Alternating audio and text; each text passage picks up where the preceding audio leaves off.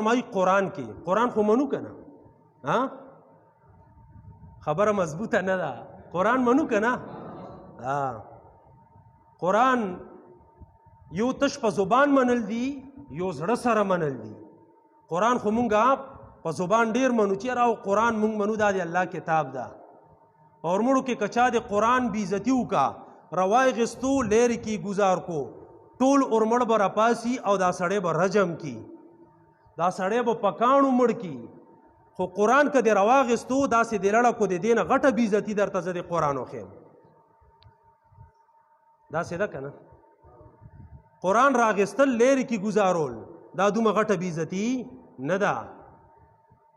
د دینه درته یوه غټه بی عزتی وښیم هغه دا ده چې قرآن کې الله څه ویلي دي هغه ته نه منې قرآن کې چې الله څه ویلي دي هغه ته نه منې دا د قرآن لویه بې عزتي او بې حرمتي ده خو لیکن دې خبرې ته د مونږ او تاسو سوچ نشته قرآن کې چې الله کوم احکامات ذکر کړي دي مونځ وکړه یا الله مونځ څنګه وکړو رسول الله درته ټول تفصیل ذکر کړی مونځ چې کې پابندۍ سره به کې او چې مانځه ته ودرېږي حشاش بشاش په ودرېږي ټیټ په ودرېږي په سورہ نساء کې الله فرمایي وَإِذَا قَامُوا إِلَى الصَّلَاةِ قَامُوا كُسَالَى دا منافقان چې کله مانځه ته ودرېږي سس پس وي سس پس څه مطلب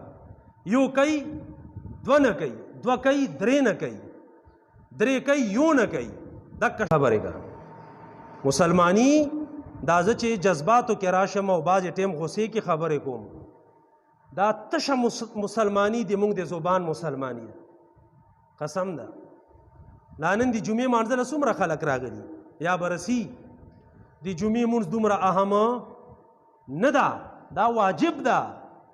او د ماسپښین مونځ دا فرض ده د فرضو مرتبه دا ډېره اوچته وي د واجبونه پوهېږئ که نه یوه خبره مونږ د منافقانو په علاماتو کې ذکر کړې وه چې د منافق یوه لویه علامه دا هم ده چې دا به د دین نه ځان نه خبروي د دین نه به ځان نه خبروي مونږ چې دا کم مسایل کوو دا د خلکو ته ناشنا لګي خلک خو د دې عادت دي چې استاد صاحب ورته په منبر کینی او د ځان نه تشي کیسې ورته کوي تشي کیسې او هغه خوندناکې خبرې ورته کوي خو هغه خبرې نه مونږ له رسي او نه مونږ کوو او نه کولی شو دا ځان له یو ایکټینګ ده په دې باندې دې دپاره خپل خپل کسان دي د سترګو نه اوښکې تلي کي دا ځان له په منبر باندې یو ایکټینګ ده د فلمونو کې بعضې ایکټران وي هغوی په دې فلمونو کې ناشنا ناشنا ایکټینګ کوي نو په دې عالمانو کې هم داسې عالمان شته چې هغه ایکټران دي په منبر باندې به کیني او داسې اوښکې به راتلي کي ته به یې چې دا د الله نه ډېر زیات یېرېږي الان کې فقهاو لیکلي دي سلفو چې دام د منافق علامه ده چې جړه به د ده په اختیار کې وي جړه به د ده په اختیار کې وي حضرت حذیفه رضی الله تعالی عنہ فرمایي چې د منافق او د مومن علامه دا ده چې د مومن جړه به د زړه نه وي او د منافق جړه د کوپړۍ نه وي څه ټایم چې ته غواړې بس اوښکې تلاوه دې دپاره خپل کسان دي بهرحال مونږه تشت خولې مسلمانی اعلان کې الله دې مونږ نه دا مطالبه کوي چې تاسو په اسلام کې پوره په پوره داخل شئ څوک په اسلام کې پوره په پوره داخل دي ناستو کسانو کې به څوک طلاق او قسم وغورځوي چې زه د الله ټولې خبرې منم وبغورځوي څوک شته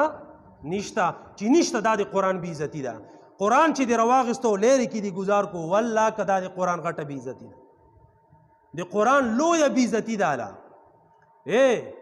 ته د پلار که ډېر عزت کې او خبره یې نه منې دا عزت نه ده عزت هم یې مه کوو عزت هم یې مه کوو خو د دې خبرې رد هم یې مه کوو نو پلار به تا نه خفه کېږي نه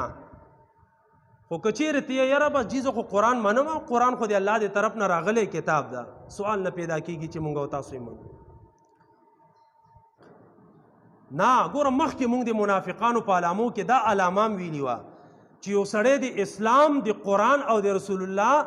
صفت کوي او مني نه عمل پې نه کوي دا غټ منافق ده ته که د الله نه یریږي نو په خپل او په پردی نه ایثار او ایسته ورسي او بدکاري کې ته که د الله نه یریږي د خپل بدن حفاظت ویلې نه کې ته که د الله نه یریږې نو په اسلام کې پوره په پوره داخلې کې ویلې نه، ته که د الله نه یریږې مسایل د دین ویلې نه زده کې، ته که د الله نه یریږې نو د رسول الله طریقې ویلې نه زده کې، ته که د الله نه یریږې په خپلو بچو باندې د دین ماحول ویلې نه جوړې.